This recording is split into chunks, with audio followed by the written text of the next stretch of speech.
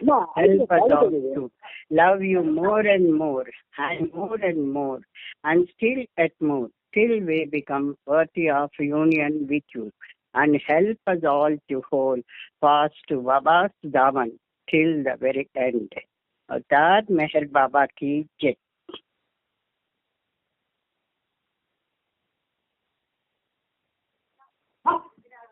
మెహర్ బాబాకి జై.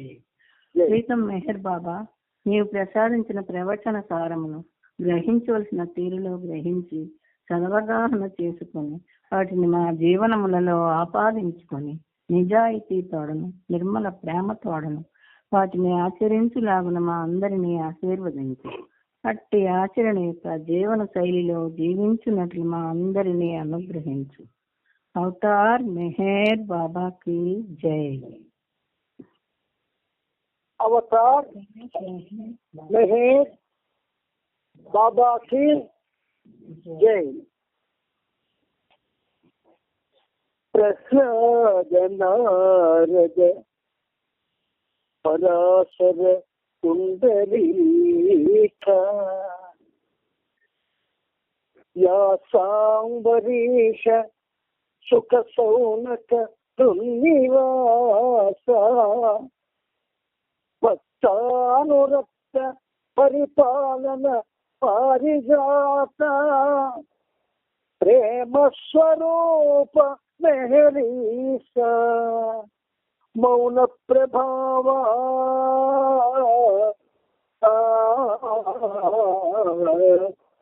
ప్రేమ స్వరూప మెహరీస మౌన ప్రభావ.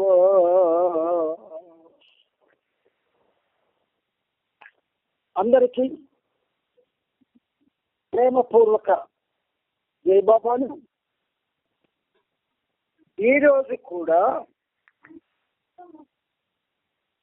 మనందరికీ ప్రీతమ మెహర్ దేవునితో సహజీవనం సాగించే సౌభాగ్యాన్ని బాబా ప్రసాదించారు. అందువలన ఆ ప్రేమ మూర్తికి మనందరి తరపున, ప్రపంచ భక్త కోటి తరపున శత సహస్ర కోటి పాదాభివందనాలను సమర్పించుకుంటూ, ఇందులో భాగంగా మనం ప్రభు చరిత్ర 9వ భాగంలో అతి ఉన్నతమైనటువంటి నవజీవన ఘట్టాన్ని మనం చదువుతూ అవగాహన చేసుకోవడానికి ప్రయత్నం చేస్తూ ఉన్నాము. దీనికి ఆ ప్రభువు మనందరికీ కూడా సంపూర్ణమైనటువంటి ఆశీస్సులు ఉన్నాయి. నిన్నటి దినం మనం 3794వ పేజీలో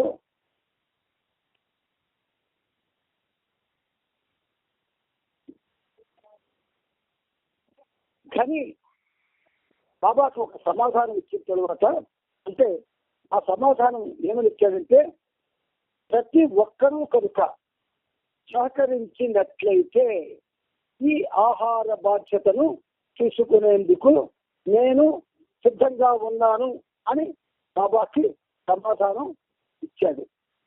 ఆ తర్వాత చెప్తూ, ఇది కనుక బాబాను సంతృప్తి పరిచినట్లయితే సహకారాన్ని అందించేందుకు నేను 100 పాళ్ళు సిద్ధంగా ఉన్నాను. అయితే నేను మాత్రం పర్యవేక్షకుడిలాగా కానీ కార్యనిర్వాహకుడిలాగా కానీ ఉండదలుచుతో లేదు అన్నాడు.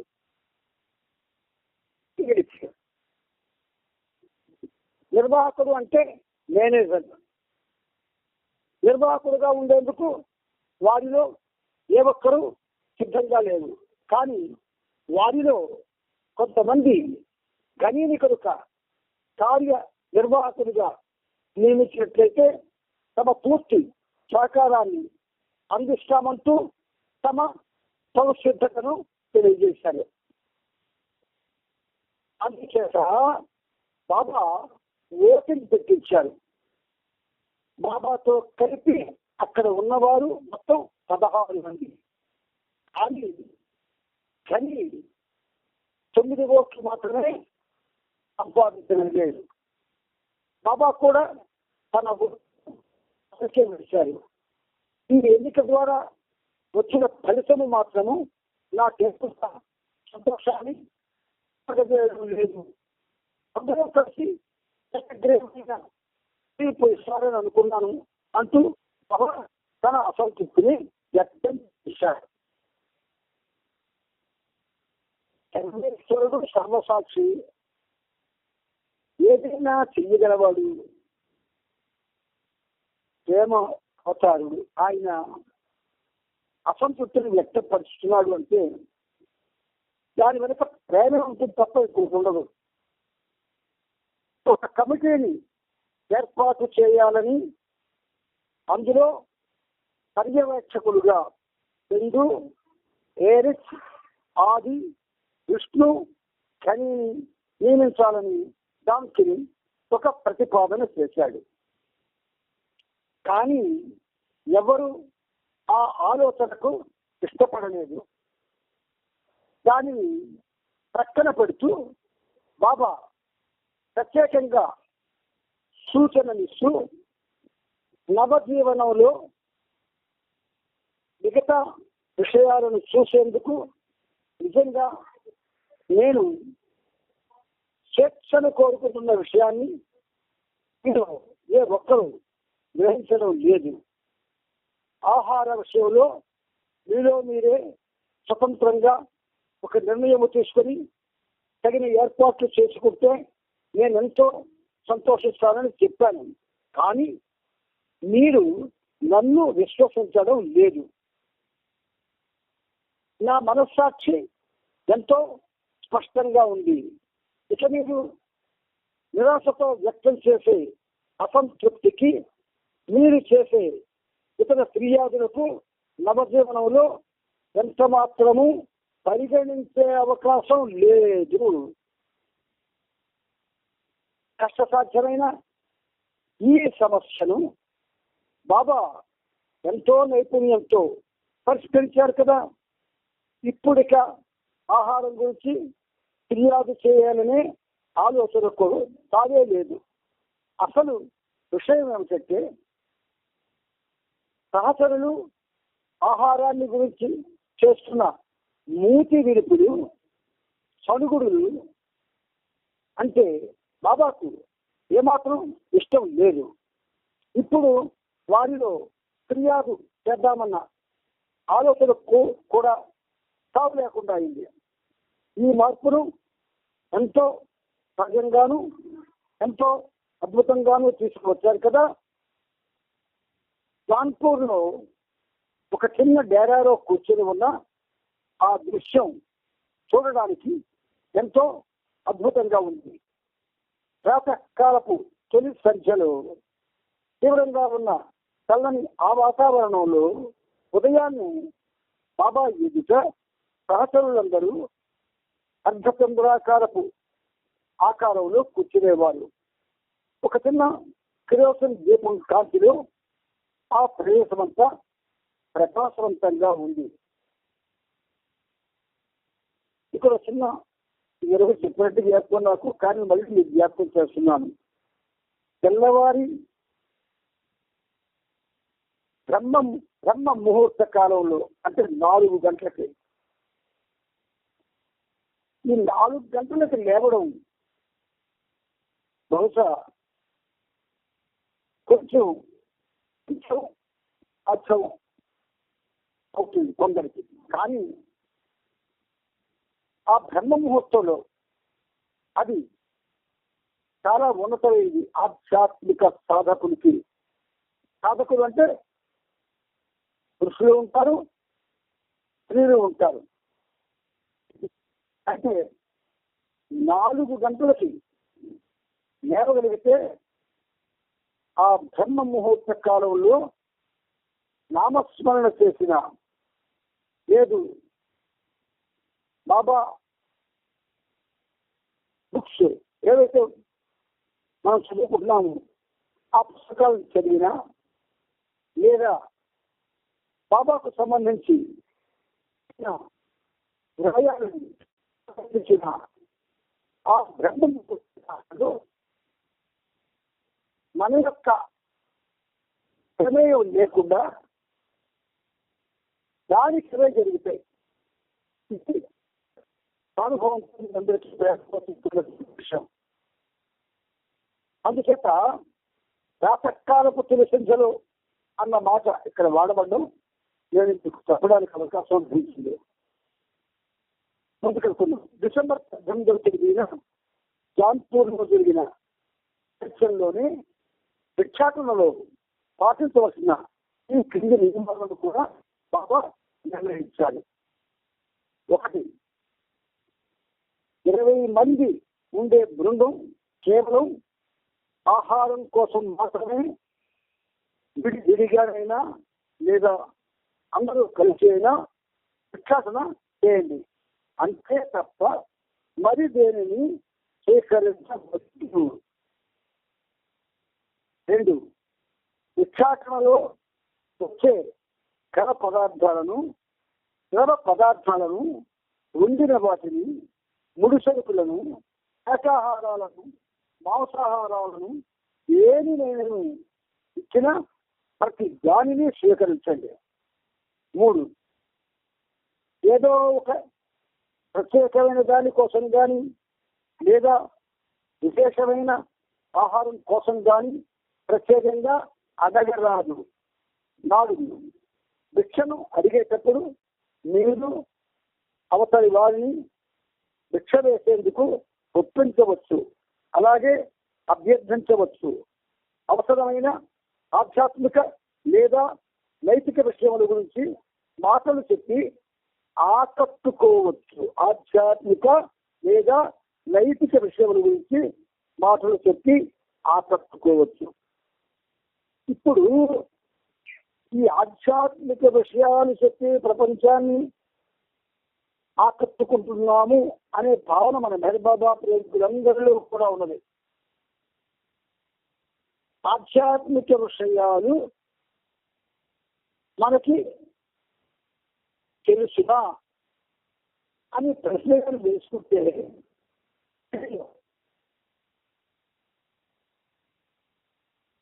పుస్తకాల వల్ల మస్తకానికి ఎక్కే విషయాలు మేధస్సుతో ముడిపడి యథార్థాన్ని అది నిక్కచ్చిగా బయటకి వెల్లడించలేము. అందుచేత బాబా కొన్ని విషయాల్లో మనల్ని చాలా జాగరూకతతో మనల్ని నడిపించడానికి ప్రయత్నం చేశారు ఆయన. 5, ఏమైనప్పటికీ మనం ఆధ్యాత్మికంగా పరిపూర్ణులు కామని, మనకు ఏ విధమైన ఆధ్యాత్మిక అనుభూతి లేదని మీరు ఖచ్చితంగా చెప్పాలి.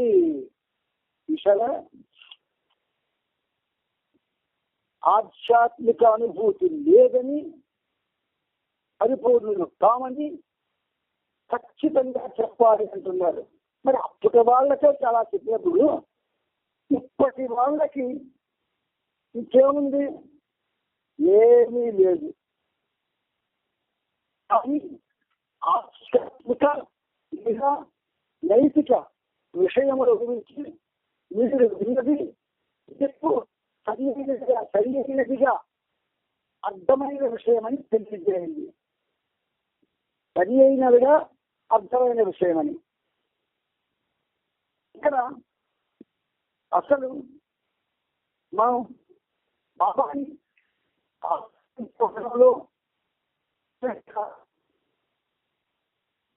లోపల ఉన్న ఉద్దేశం ఏమిటంటే ఆయనతో జీవితం గడపాలని, ఆయన నామస్మరణ చేసుకుని ఆ నామస్మరణలో ఆయన యొక్క కృపకు పాత్రులు కావాలని మనందరం ఆయన్ని ఆశ్రయించాము. కానీ అది జరగడం లేదు. అందుకు భిన్నంగా ఇంకేవేవో జరుగుతూ ఉన్నాయి. 6 నన్ను ఒక గురువు సభ్యులను లేదా అవతారులను సంబోధించి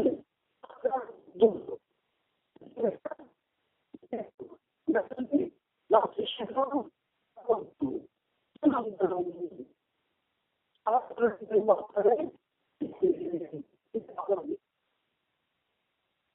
ఇప్పుడు మనం బాబా ప్రేమికుడుగా ఎవరికి వాళ్ళు చెప్పుకుంటున్నాం. మనం మాట్లాడేది బాబా ప్రేమ కోసం అని 7 ఎప్పుడు అబద్ధం ఆడవద్దు. ఇది కొంచెం చాలా కాలం క్రితం ఒక సహవాసులో ఒక స్కూల్లో జరిగింది ఆ సహవాసు. అప్పుడు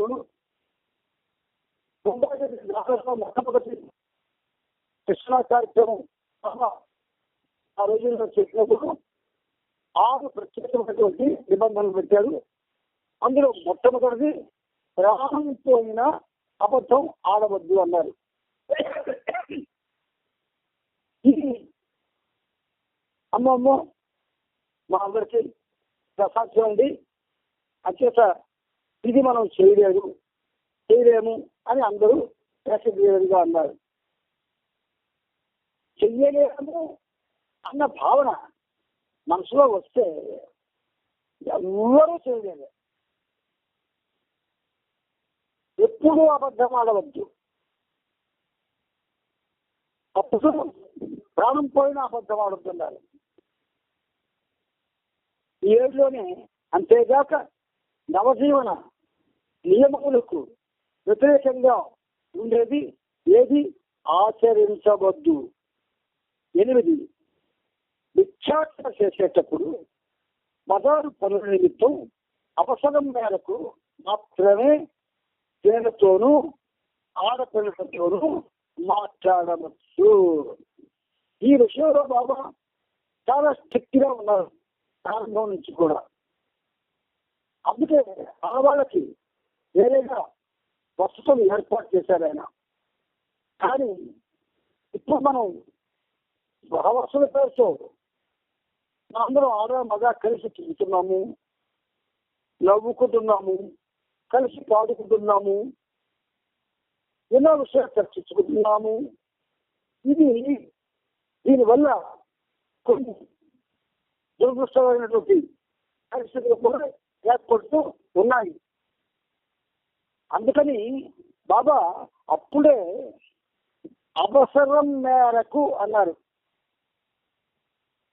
ఆ అవసరం అనేది స్త్రీలతో కానీ ఆడపిల్లలతో కానీ ఎప్పుడు వస్తుంది? ఎవరైనా మనతో జయబాబా చెప్పి ఈ విషయం మేము చదివామండి లేదా విన్నామండి, దీని గురించి దయచేసి కొంచెం వివరణ ఇస్తారా అని అడగవచ్చు. అప్పుడు మనం వాళ్ళకి ఆ విషయంలో ఒక అవగాహన కలగడం కోసం మాట్లాడవచ్చు. ఆ మాట్లాడడం ఎలా ఉండాలా? అంత మేరకే ఉండాలి.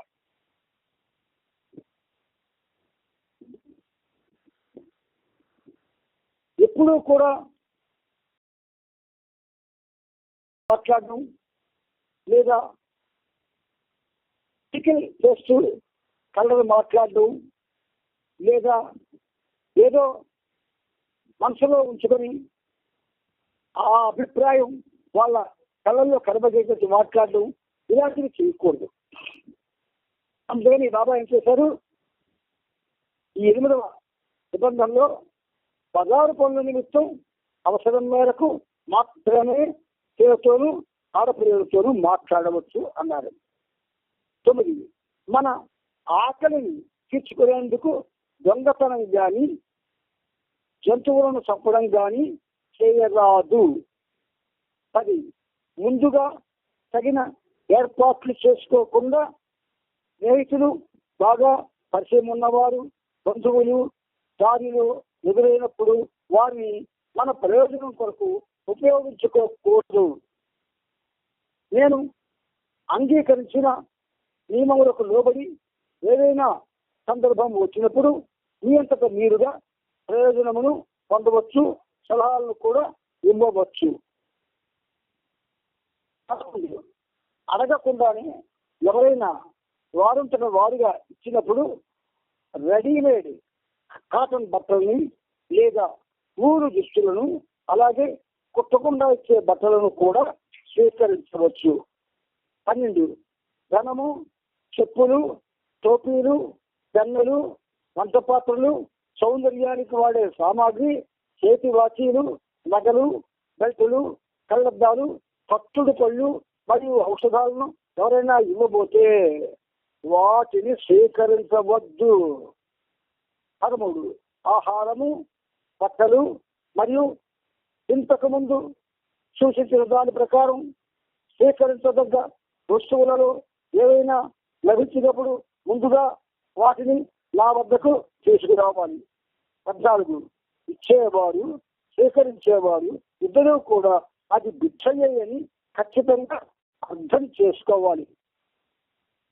15 పశుగ్రాసము, లావు త్రాడు, ఎద్దుల కాళ్లకు వేసే ఇనుప నాడాలు మరియు జంతువులకు లేదా కార్లకు సంబంధించిన దేనినైనా అడగవచ్చు మరియు వాటిని భిక్షగా స్వీకరించవచ్చు. 16 ఎవరైనా జంతువులను ఇవ్వదలిస్తే వాటిని స్వీకరించరాదు. 17 ఏ రకమైన ఇంధనమునైనా దాన్ని అడగవచ్చు మరియు భిక్షగా స్వీకరించవచ్చు. 18 అంతకు ముందున్న నియమాలకు భిన్నంగా ఇప్పుడు దుకాణముల నుండి, ప్రత్యేకమైన గృహాల నుండి, ఆశ్రమాల నుండి యాత్రికులకు భోజనం పెట్టే ధర్మ సంస్థలు, ధర్మసత్రాల నుండి భిక్షను స్వీకరించవచ్చు. 19 అడగకుండా ఎవరైనా పొగాకును ఇస్తే అది ఏ రూపంలో ఇచ్చినా స్వీకరించవచ్చు. 20 ఉండడానికి బస కోసం, ప్రయాణపు ఏర్పాట్ల కోసం భిక్షను అర్థించవచ్చు. ఈ 20 నియమ నిబంధనలు ఆ నవజీవనం ఎవరైతే అనుసరించే అనుసరణలో ఉన్నారో వారికి బాబా స్పష్టంగా ఇచ్చారు. మనకి ఒక విషయం చెబితే బాధ కలగవచ్చు, కానీ బాధపడకూడదు, ఆలోచించదు. అందులో నిజమెంతుంది లేదా నిజం కానిదంతుంది అని ఆలోచించి పాటించడానికి ప్రయత్నం చేయాలి. బాబా సెంటర్లు కట్టారు, అన్ని చోట్ల ఉన్నాయి ఆంధ్రప్రదేశ్లో. కానీ ఆ సెంటర్కి వచ్చేటటువంటి ఆ ప్రేమికుడికి పూర్వం కండిషన్గా చెప్పేవారు కొన్ని విషయాలు. ఉదాహరణకి ఆ రోజుల్లో 68, 69, 70 ఆ ప్రాంతాల్లో బాబా కార్యక్రమాలకు వెళ్తే లేటుగా వస్తే లేటుగా రాకూడదు. బాబా లేటుగా రాకూడదు అన్నారు. 5 నిమిషాల ముందే ఉండమన్నారు. మీరు లేటుగా వచ్చారు, ఇది మీకు తెలియజేశారు, చేశారు. కానీ ఎలా చేసినా మీ యొక్క ఈ రకమైన పరిస్థితిని ఇంకొకరు కూడా ఇలాగే చేస్తే బాగుంటుంది అని అర్థం చేసుకోవాల్సినటువంటి పరిస్థితి రావచ్చు. అందుకని ఎవరు లేటుగా రావద్దు అని ఖచ్చితంగా చెప్పేవాడు.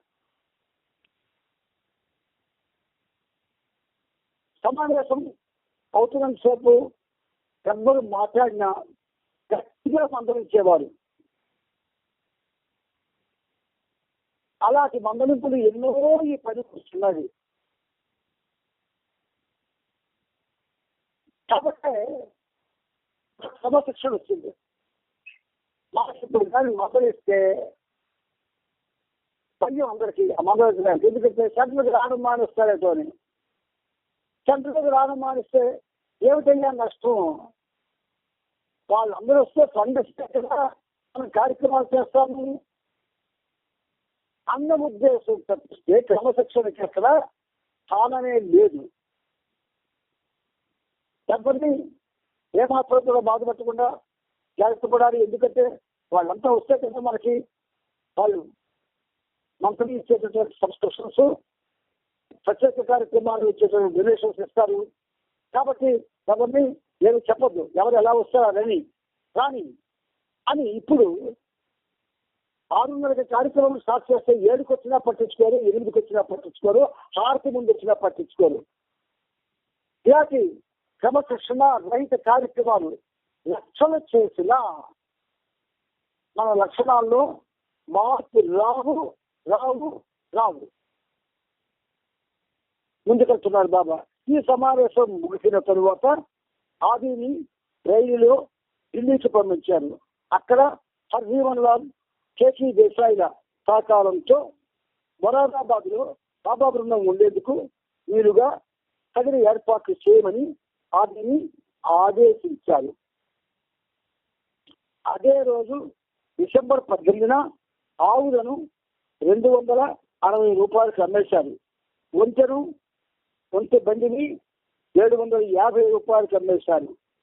కొంతమంది స్థానిక ప్రజలు బాబా దర్శనం కొరకు వచ్చారు. వారిని తిరిగి వెళ్ళిపోమని ఎంత నచ్చ చెప్పినా వారు అక్కడి నుంచి కదిలి వెళ్లేందుకు నిరాకరించారు. చివరికి బాబాయే వారి వద్దకు వచ్చి, మీ దర్శనం చేసుకుని నేనెంతో సంతోషిస్తున్నాను, మీ దర్శనం చేసుకుని నేనెంతో సంతోషిస్తున్నాను అన్నారు. దానికి వారెంతో సిగ్గుపడి వెంటనే పరిగడిగా అక్కడి నుంచి వెళ్ళిపోయారు. మరునాడు డిసెంబర్ 19వ తేదీన ఉదయం ఎంతో ఆహ్లాదకరమైన రీతిలో బాబా పాత జీవితాన్ని అంటే ఓల్డ్ లైఫ్ మరియు నవజీవనాన్ని న్యూ లైఫ్ పోలుస్తూ ఇలా వివరించాడు. మనం ఇప్పుడు మళ్ళీ అందులోకి తిరిగి వెళ్ళే ప్రసక్తి లేదు. పాత జీవితం వాస్తవంగా అంతమైపోయింది. మనిషి మరణించిన తరువాత అతని ఆత్మ 3 నుండి 4 రోజుల పాటు ఈ ప్రపంచంతో సంబంధాన్ని కలిగి ఉంటుందని చెప్పడం నేను విన్నాను.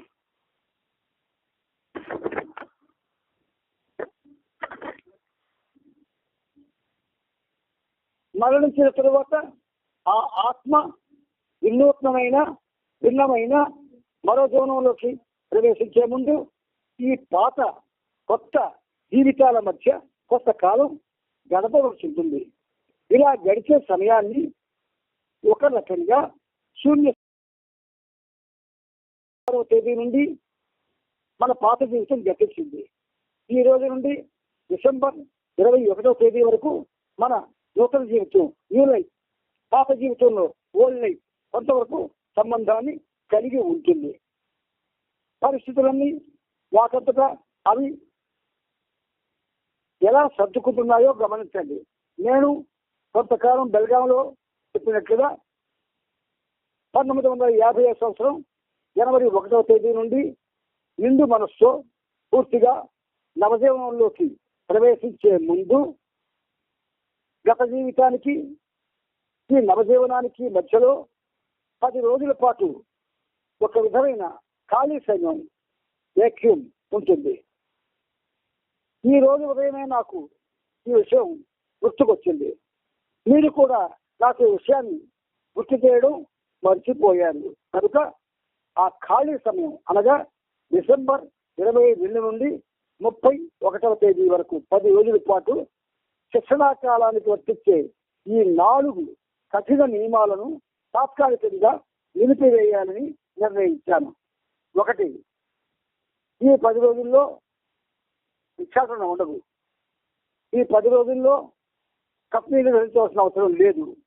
ఈ 10 రోజుల్లో ఏ విధమైన శారీరక శ్రమ చేయనవసరం లేదు. అవసరమైతే వాడుకకు కూలీలను కూడా ఏర్పాటు చేసుకోవచ్చు. మన దగ్గర ఉన్న డబ్బుతో మంచి ఆహారాన్ని బయట నుండి కొని తెచ్చుకొని పూర్తి విశ్రాంతిని పొందవచ్చు. ఆది సీనియర్ ఇక్కడ లేనందువలన విరామ వ్యవధి గురించి అతనికి టెలిగ్రామ్ ద్వారా తెలియబెట్టమని బాబా ఆదేశించారు.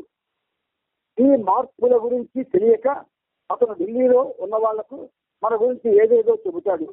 తీరా మనం ఢిల్లీ వెళ్ళిన తరువాత మన నడవడిక ఆది సీరియస్ చెప్పినట్టు ఉండకపోవడం ఢిల్లీ ప్రజలు గమనిస్తారు. ముంబైలో ఉన్న మెహర్జీ వద్ద నుండి 15,000 రూపాయలను తీసుకొని అహ్మద్నగర్ నుండి మోరాదాబాద్ కు రమ్మనమని బాబ్రీని ఆదేశించారు. జంతువులను, పెద్ద బండిని, ఎద్దు బండిని గూడ్స్ రైలులో మొరాదాబాద్ కు చేర్చే విధంగా తగు ఏర్పాట్లు చేయమని జాన్సిల్, పెండు, సదాశివులకు చెప్పారు.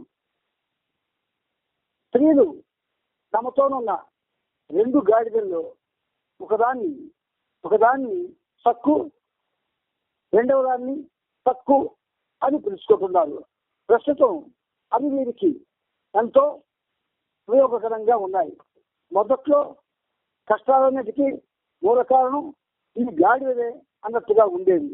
కానీ ఇప్పుడు అవి ఎటువంటి పేచీ పట్టకుండా బరువులను మోస్తున్నాయి. జాన్పూర్ లో ఉండే ఆఖరి రోజు డిసెంబర్ 20వ తేదీన హిందూ, బైజుల్, హేర్స్ తో కలిసి బాబా ఆ పట్టణం నుండి 4 మైళ్ళు నడుచుకుంటూ వెళ్ళి ఉన్నత శ్రేణిలో ఉన్న ఒక మస్జిద్తో సాంగత్యం చేశారు. డిసెంబర్ 21వ తేదీ మధ్యాహ్నం 1 గంటకు బాబా తన సహచరులతో కలిసి రైలులో మొరాదాబాద్ కు బయలుదేరారు. 4 స్త్రీలు రైలులో మొదటి తరగతి శ్రేణిలో కూర్చున్నారు.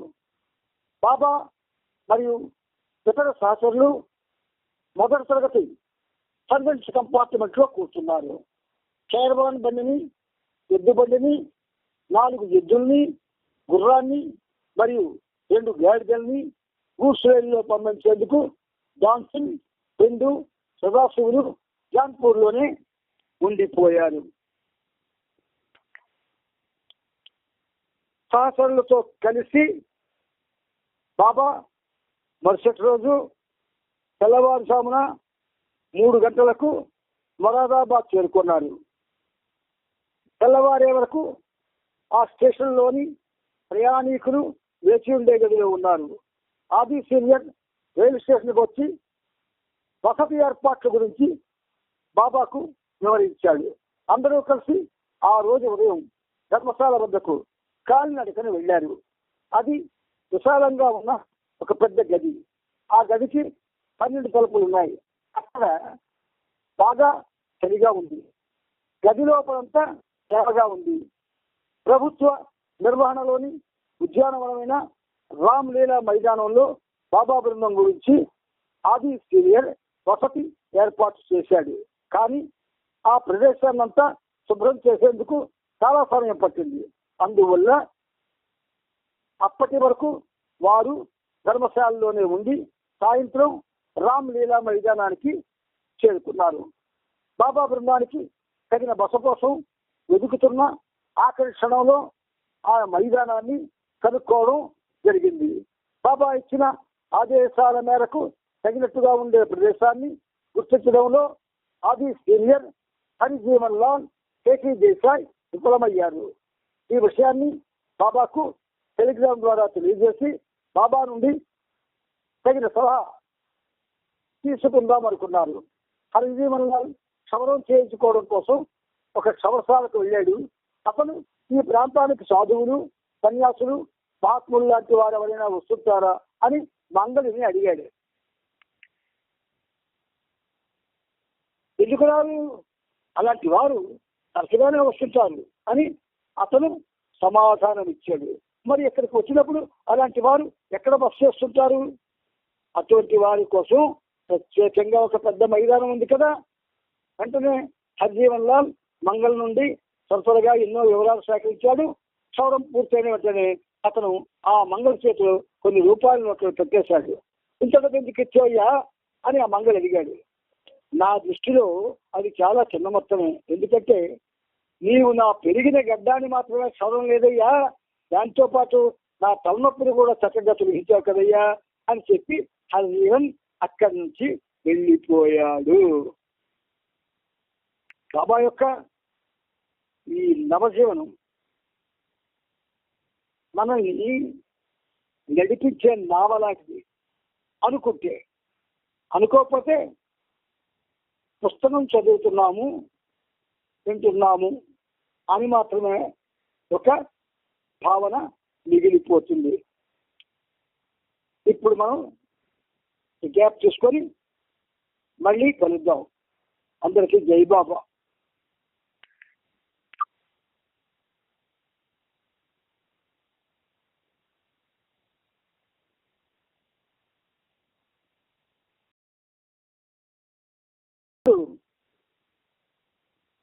గంటలో మిగిలిన సమయాన్ని మనం స్వర వేడు అనే ఒక గీతాన్ని మనం పాడుకుంటూ అందులో ఉన్నటువంటి అపురూపమైనటువంటి అర్థాన్ని గ్రహించడానికి ప్రయత్నం చేస్తున్నాం. అందులో భాగంగా మనం పల్లవి నిన్న మనం పాడుకున్న 4వ చరణం పాడుకున్న తరువాత ముందుకి వెళదాం. 10 అంతాలు లేనట్టి అద్వైతమా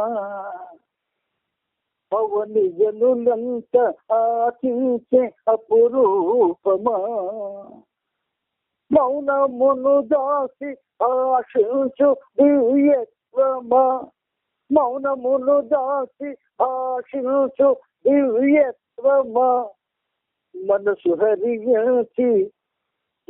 హరించి మేల్కొల్పు ఆనందమా. మనసు దూరమైతే తప్ప మేలుకోవడానికి కావలసిన ఆనందం మనలో ప్రవేశించదు. అందుకే పల్లవులు మనసు హరించి మేల్కొల్పు ఆనందమా. నిన్న పాడుకున్న 4వ చరణం మహిని మేధావులందరికీ వేదాంతమా మరి పామరుల కందరికి పరమార్థమా పూజలను చేయు ఆస్తికుల సర్వస్వమా లేవన్న నాస్తికుల కథారమా. ఈ చరణాన్ని గానం చేసి అర్థాన్ని కూడా మనం వెళ్ళాం, చెప్పుకున్నాం. ఇప్పుడు 5వ చరణం మరల వచ్చావు మహిళిప్పుడు మేల్కొల్పువై ప్రేమ రూపాన్ని దాచావు సంపూర్ణమై ఎదలోన నిలిచావు ఏకత్వమై ఎదలోన నిలిచావు ఏకత్వమై మెహరన్న నామమున ఔన్నత్యమై. ఈ చరణంలో మేల్కొల్పువై సంపూర్ణమై ఏకత్వమై ఔన్నత్యమై అన్నటువంటి అద్భుతమైనటువంటి ఆ చివరి మాటలు ఉన్నాయి. ఎలాగా మళ్ళీ వచ్చాను. ఇప్పుడు పంచ సద్గురువులు ప్రేమతో పిలిచారు. వాళ్ళకి ఎప్పుడు అవసరం వస్తుంది? సృష్టిని ఎప్పుడైతే వాళ్ళు పాలించలేని పరిస్థితికి వస్తారో వాళ్ళ చెయ్య దాటిపోతుందో సృష్టి అంటే ముఖ్యంగా హిందూ ఆత్మలు. వాళ్ళు ఎప్పుడైతే వాళ్ళ యొక్క కంట్రోల్ తప్పిపోతారో అప్పుడు పిలుస్తారు 5 సద్గురువులను. అప్పుడు ఆయన దిగి వస్తాడు. కానీ వచ్చినప్పుడు అవతార పురుషుడే వచ్చాడు. ఆ అవతార పురుషుడు ఏనుకు వచ్చాడు? ఏను కొల్పడానికి వచ్చాడు. ఎవరిని? నిద్రలో ఉన్న వాళ్ళని. నిద్ర అంటే ఏమిటి? మాయ, అహంకారం. భగవంతుణ్ణి విశ్వసించకపోవడం, మనిషిగా జీవించలేని దురవస్థ, పాపభూయిష్టమైన జీవనాలు సాగించడం, ఇవన్నీ కూడా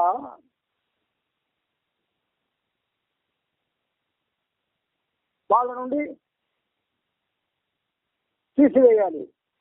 గనక ఎలా వచ్చాడైనా మేల్కొల్పుగా వచ్చాడు.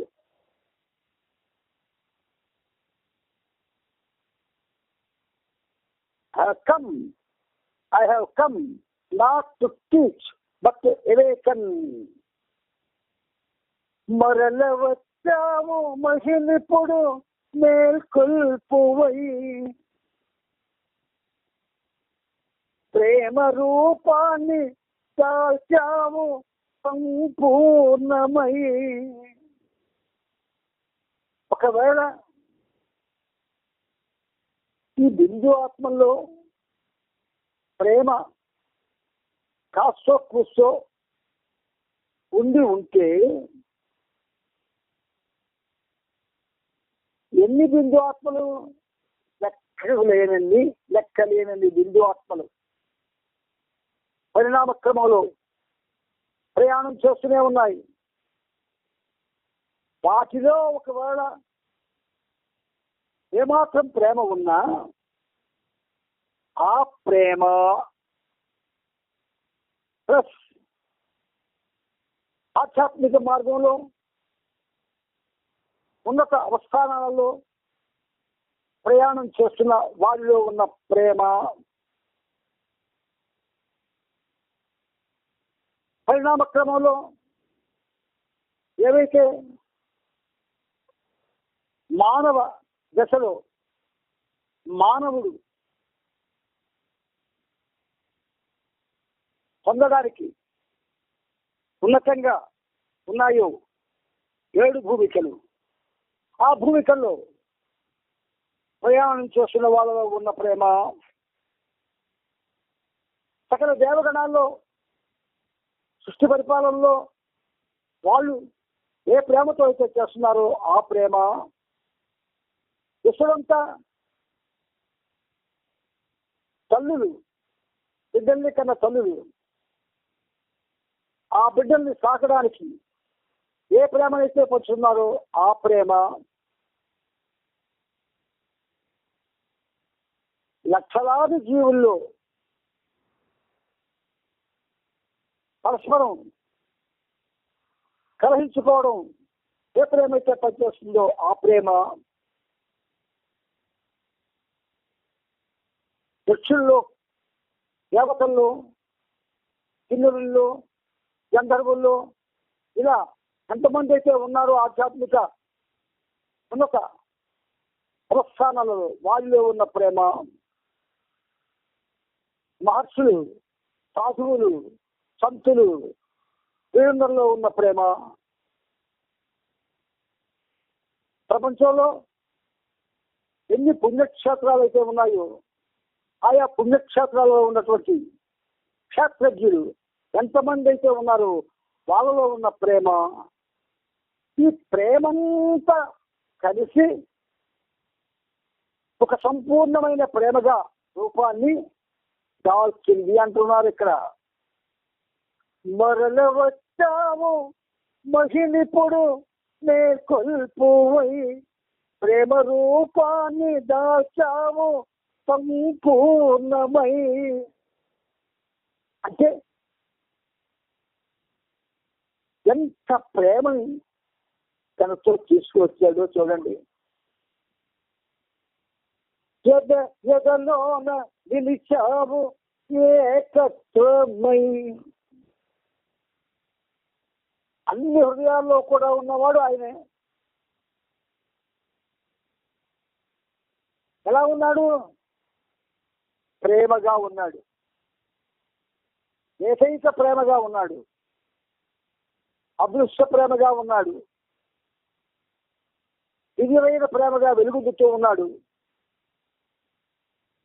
ఎదలోన నిలిచావు ఏకత్వమై, మెహరు మెహరన్న మెహరు మెహరన్న నామమున పేరు పెట్టమన్నాను. మంచి పేరు తనకి. అందరూ ఉన్నారు, రకరకాల పేర్లు చెప్పారు. కానీ సయ్యద్ సాహెబా అనేటటువంటి ఓ అదృష్టవంతుడైనటువంటి ప్రేమికుడు బాబాకి మెహర్ బాబా అనే నామాన్ని సజెస్ట్ చేశాడు. మెహర్ అంటే ప్రేమ, బాబా అంటే తండ్రి, అంటే ప్రీతముడైన తండ్రి అని. వెంటనే దాన్ని బాబా కన్ఫర్మ్ చేశారు. ఎందుకు? అంతకన్నా ఉన్నతమైన నామం ఆయన కోరుకోలేదు. సంస్కృత వాంగ్మయంలో చాలా శబ్దాలు ఉన్నాయి. చాలా ఉచ్చ స్థితిలో, ఉన్నత స్థితిలో, ఉత్కృష్ట స్థితిలో భగవంతుడికి మెహర్ బాబా అన్నటువంటి ఆ పేరు ఆయన ఔన్నత్యాన్ని ప్రపంచానికి చాటి చెప్పడానికి తగినది, ఆవశ్యకమైనది, అవసరమైనది, ప్రేమతో నిండినది, ఔన్నత్యమైనది, సంపూర్ణమైనది. ఆ నామంతో ఈనాడు శ్రీమన్నారాయణమూర్తి హరిబాబా రూపంలో ప్రపంచాన్ని ఈ క్షణం వరకు కూడా పాలిస్తూ ఉన్నాడు ఆయన. మరల వచ్చాము మహిళిప్పుడు మేల్కొల్పువై, ప్రేమ రూపాన్ని దాచావు సంపూర్ణమై, ఎదలోన నిలిచావు ఏకత్వమై, మెహరు మెహరన్న మెహరు మెహరన్న నామమున ఔన్నత్యమై. ఈ ఔన్నత్యము అన్నటువంటి ఈ చిన్న మాటలో హైయెస్ట్ ఆఫ్ ది హై అనే శబ్దం ఉన్నది. అందుచేత అది ఎంతాలు లేనట్టి అద్వైతమా, అవని జనులంత ఆశించు అపురూపమా, మౌనమును దాసి ఆశించు దివ్యత్వమా, మనసు హరించి మేల్కొల్పు ఆనందమా. ఆఖరి చరణంలోకి మనల్ని బాబా ప్రవేశించేటట్టు చేస్తున్నారు. ఇప్పుడు చెరదీశావు కొందరిని చైతన్యమై, ప్రేమ పంచావు అందరికి సహజాతమై, మెహర్ శ్రీయదను నిలిచావు సాహిత్యమై, మెహర్ శ్రీయదను నిలిచావు సాహిత్యమై, సత్య సూక్తులను వినిపించు స్వరవేణువై. ముత్తాయింపు, ముగింపు చాలా అద్భుతంగా బాబా అద్వైతమా, అపురూపమా, దివ్యత్వమా, ఆనందమా, అవతారమా, పరిశుద్ధమా, పరతత్వమా, సందేశమా, అవ్యక్తమా, నిశ్శబ్దమా, సద్గంధమా, కారుణ్యమా, లావణ్యమా, సంగీతమా, మాధుర్యమా, శృంగారమా, వేదాంతమా, పరమార్థమా, సర్వస్వమా, ఆధారమా, మేల్కొల్పువై, సంపూర్ణమై, ఏకత్వమై, ఔన్నత్యమై. చివరి చరణంలో చైతన్యమై, సహజాతమై, సాహిత్యమై, స్వరవేణువై. అంటే ఆయన మన యందు ఎంత ప్రేమతో ఉన్నాడో దానికి ఒక ప్రత్యక్ష నిదర్శనమే ఈ గీతం. ఎందుకంటే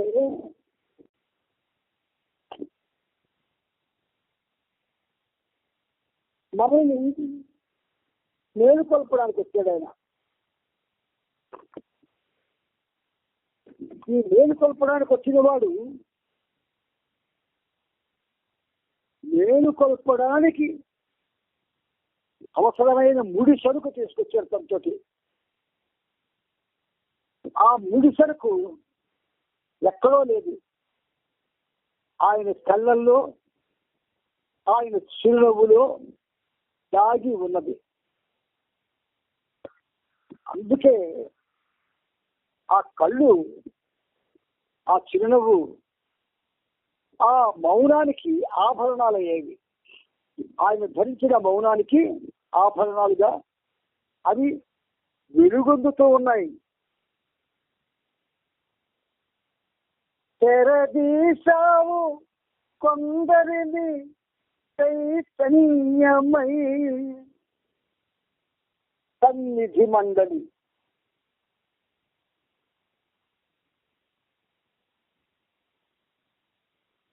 పన్నెండు ప్లస్ 12 24 మంది. వీళ్ళు కాక ఆయన ఈ అవతార కాలంలో ఏ ఏ కార్యక్రమాల్ని నిర్వహించాడో ఆ నిర్వహణలో పాలు పంచుకున్న వాళ్ళందరూ పాశ్చాత్యులతో సహా మొత్తం అందరిలో కూడా ప్రేమ చైతన్యాన్ని ఆయన కొంచెం నింపాడు. ప్రేమ చైతన్యాన్ని. మనిషికి మానవ చైతన్యం ఉంటుంది, ఆ మనిషిలో ప్రేమ ఉంటుంది, కానీ ఆ ప్రేమ చైతన్యం మాత్రం వాడిలో ఉండదు. ఆ ప్రేమ చైతన్యాన్ని వాడిలో ఉన్నటువంటి సాధారణమైన మానవ ప్రేమని ప్రేమ చైతన్యంతో నింపి చేరదీశాడు. చేరదీశావు కొందరిని చైతన్యమై.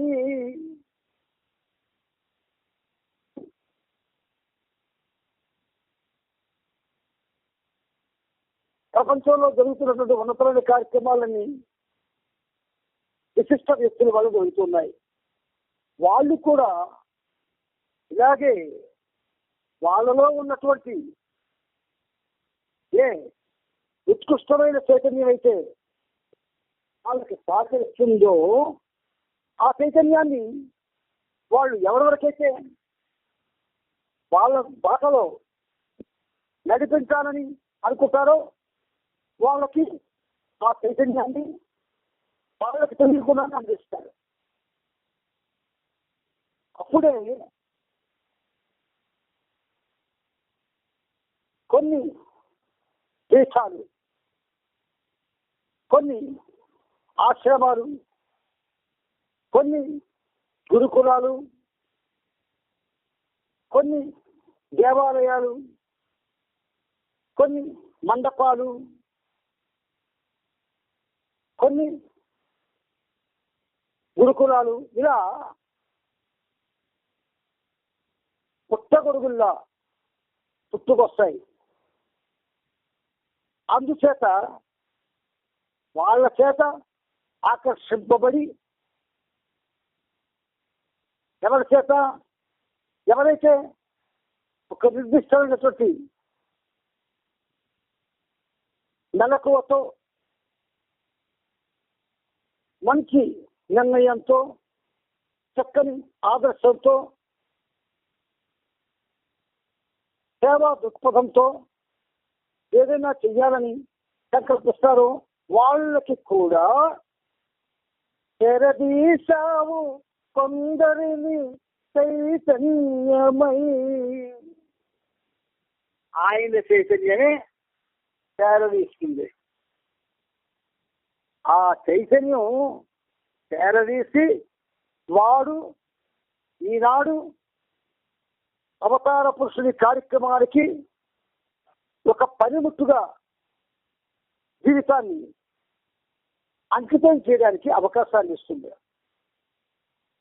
చేరదీశావు కొందరిని చైతన్యమై.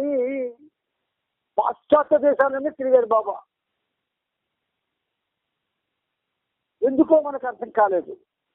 అర్థం కాలేదని అంటాను.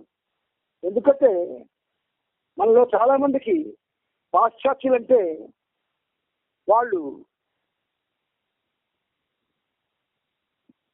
ఒక విధంగా మనకంటే చాలా తక్కువ స్థితిలో ఉన్నవాళ్ళు అనే భావన ఉంది. కాదు, పాశ్చాత్య దేశాల్లో ఎవరెవరైతే బాబా యొక్క పరిధిలోకి చేరదీయబడ్డారో వాళ్ళంతా కూడా అతి ఉన్నతమైన భావాలతో అతి ఉన్నతమైన కార్యక్రమాలను చేస్తూ ఉన్నారు. మేడం ఐవో జ్యూస్ పాశ్చాత్య దేశాల్లో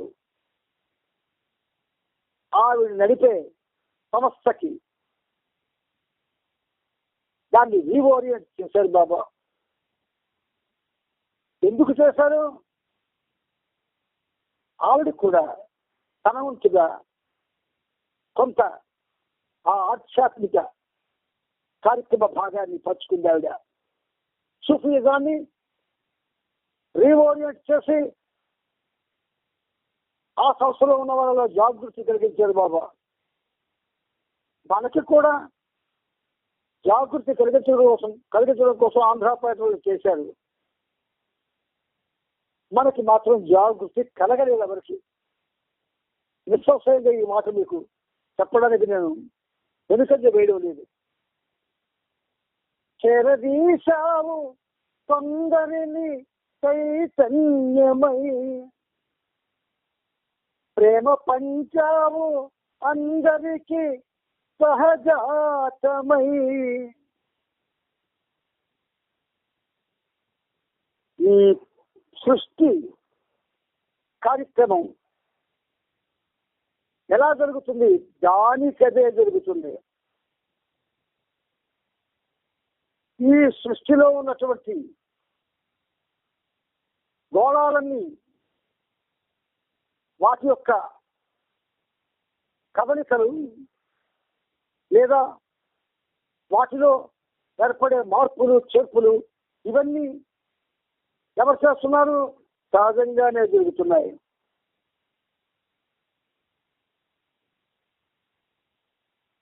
వేలాది జీవరాశులు వాటి యొక్క జీవనానికి కావలసిన వనరులు ఎలా పొందుతున్నాయి? అది సహజంగానే జరుగుతుంది. కోట్లాది మానవులకి తినడానికి తిండి, ఉండడానికి గూడు, కట్టుకోవడానికి బట్ట, ఈ మూడు ఎలా వస్తున్నాయి? అవి సహజంగానే జరుగుతున్నాయి. భగవంతుడిలో ఏ దివ్య ప్రేమ అయితే ఉన్నదో ఆ ప్రేమ అవతార రూపంలో సహజంగా ఆవిర్భవించి ఎంత ప్రేమ అయితే సృష్టిలో అంతా కూడా నిండి ఉందో కలుషితంగా దాన్ని పునీతం చేయడం కోసం ఆ దివ్య ప్రేమ సహజంగా ఆ రూపును దాల్చి ఆ ప్రేమని నిర్విరామంగా పంచుతూ ఉంది. చెరదీశావు కొందరిని చైతన్యమై, ప్రేమ పంచావు అందరికి సహజాతమై, మెహర్ శ్రీయదను నిలిచావు సాహిత్యమై. మెహర్ అంటే ప్రేమ, శ్రీ అంటే ప్రేమను శ్రీమంతమైన వాడెవరు? భగవంతుడు. ఆ భగవంతుని యొక్క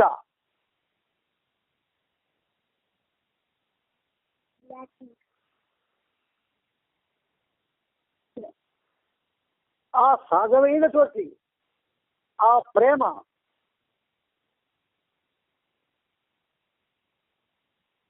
ఎలా మారిపోయింది? సాహితీ సంపదగా మారిపోయింది. ఆయన ఎన్నో గ్రంథాలు మొక్కటమైన జార్జ్ స్మిత్ తో కలిపి ఎన్నో గ్రంథాలు ఆయన ఇచ్చారు. ఎన్నో గజల్స్, కవాలీలు ఆయన పాడించుకున్నారు, ఆయన వ్రాశారు. మన చైర్మన్ బాబు ఖర్చులతో రాయించారు. 175 గజల్స్ రాశారు ఆయన బాబా కలిసి. ఇలా అనేక రూపాల్లో ప్రేమ ధ్వనులు సాహిత్యంగా ఎల్లుగుపోయేవి, ప్రపంచమంతా వ్యాపించాయి. ఆ ప్రేమ నాద సాహిత్యమే అది కృష్ణావతారంలో ఏ వేణువునైతే ఆయన ధరించి ఆనాడు కురుక్షేత్ర మహాసంగ్రామాన్ని జరిపించడమే కాక క్షత్రియుల్ని పూర్తిగా లేకుండా చేశాడు. ఆ వేణువుతోటే కొన్ని లక్షల మంది హృదయాలను దోచుకున్నాడు ఆయన. అది ఈనాడు సాహిత్య రూపంలో స్వర వేణువైంది. వేణువులో స్వరం ఉంటుంది, కానీ మళ్ళీ వేణువుకు స్వరము అనే అర్థం ఉన్నప్పుడు మళ్ళీ స్వర వేణువు అని ఎందుకు అలవాల్సి వచ్చింది? స్వరము ప్లస్ స్వరము ఇజ్ ఈక్వల్ టు స్వరం అవుతుంది, నిశ్శబ్దం అయిపోతుంది. ఆయన మౌనమే స్వర వేణువు. మెహర్ శ్రీయదను నిలిచావు సాహిత్యమై, సత్య సూక్తులను వినిపించు స్వరవేణువై అంటే మౌనం. ఇప్పుడు ఈ 6 చరణాలు ఉన్నటువంటి ఈ స్వరవేణువు అనే ఈ గీతాన్ని మనం పూర్తిగా ఆ సాహిత్యాన్నంతా పూర్తిగా అంటే 75% మనం చెప్పుకున్నాం. మరొక 25% ఒక విధంగా ఆయన రచనల్లో ఉంది. లైఫ్ అట్ ఇట్స్ బెస్ట్ ఆ పుస్తకం అందులో కొంటుంది. అలాగే జార్జ్ స్మిత్ లో మరికొంత ఉంది.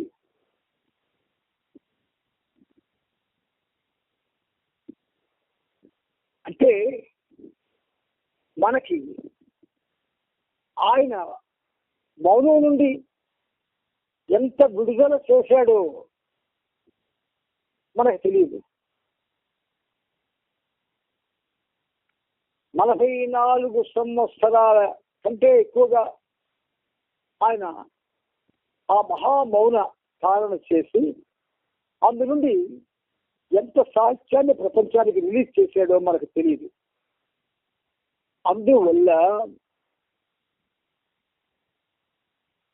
ఆయన ఈ జీవితాన్ని ఒక విధంగా మీరు అదృష్టవంతులే, నేను అంటే ఈ పనిముట్టు అదృష్టానికి నోచుకున్నదే. అందుకని సాహిత్యపు లోతుల్లోకి ప్రయాణం చేయగలిగే అవకాశం మనకి ఆయన ఈ విధంగా మనకి సహకరించి ప్రసాదిస్తూ ఉన్నాడు. ఆయనకి ఏ ఇచ్చినా రుణం తెచ్చుకోలేము. కాబట్టి నిరంతరం ఆయన నామాన్ని జపిస్తూ ఆయన విషయాల్ని ముచ్చటించుకుంటూ మన ఇళ్లలో ప్రతి వారం ఒక్కొక్కరింట్లో ఒక్కొక్క వారం ఆయన కార్యక్రమాల్ని మనం పెట్టుకుంటూ అవకాశం ఉంటే సెంటర్కి వెళుతూ సెంటర్లో కూడా పాల్గొంటూ ఇవన్నీ దేనికి ఉపయోగపడాలి? ఆయన యొక్క అవతార రహస్యాల్ని తెలుసుకోగలగడానికి ఉపయోగపడాలి. అలాగ ఉపయోగపడకపోతే మనం చేసినవన్నీ కూడా నిరర్ధకం అయిపోతాయి, చెయ్యని వాడితో సమానం అయిపోతుంది. ప్రియమిత్రులారా, మీ మీద ప్రేమతో బాబా ఇవన్నీ ఈ పనిముట్టు ద్వారా మీకు ఆయనే అందిస్తున్నారు. ఇక్కడ ఆయనే పనిచేస్తున్నాడు. ఆయనే సహజీవనంలో ఆయన పాత్ర ఆయన పోషిస్తున్నాడు. అవతార్ మెహర్ బాబా की जय, అవతార్ మెహర్ బాబా की जय, అవతార్ మెహర్ బాబా की जय, అవతార్ మెహర్ బాబా की जय, అవతార్ మెహర్ బాబా की जय. జై బాబా అందరికీ జై బాబా.